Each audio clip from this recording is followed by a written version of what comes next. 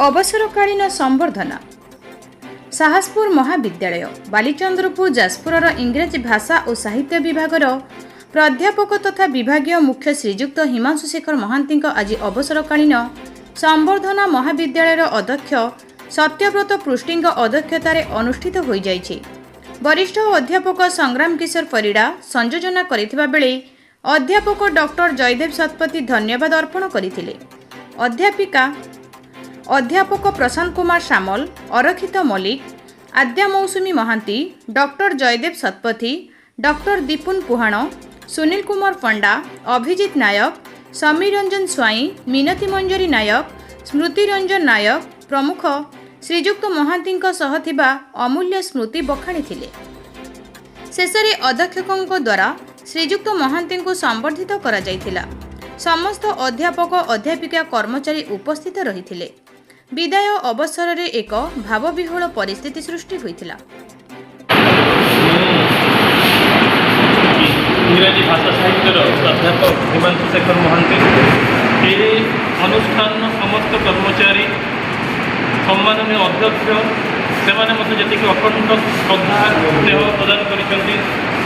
सब हृदय में रखी और यह मोपाई जीवन शेष मुहूर्त पर्यंत प्रेरणा रही। मुख्यतः कह गले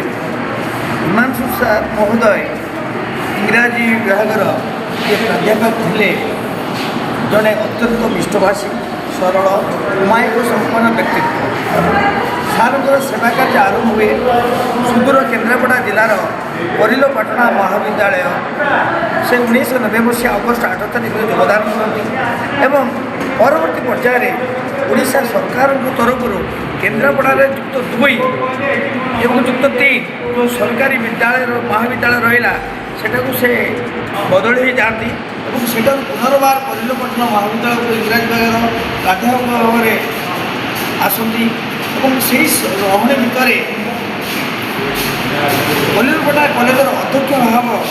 से सुचारू रूपे संपादन कर सुंदर रायगढ़ महिला महाविद्यालय योगदान कर अत्यंत माने माने छात्रवर्ष अध्यापक भाव में निजक प्रतिपादित कर गत 2025 जुलाई मासरे आम साहसपुर महाविद्यालय को ट्रांसफर होती एवं सीमित रहणी मध्य अर्थात 13 मास मध्य से महाविद्यालय समस्त छात्र छात्री समस्त कर्मचारीवृंद अध्यापक अध्यापिका एवं स्थानीय बुद्धिदेवी अभिभावक पाखे जड़े अमायिक व्यक्तित्व भाव में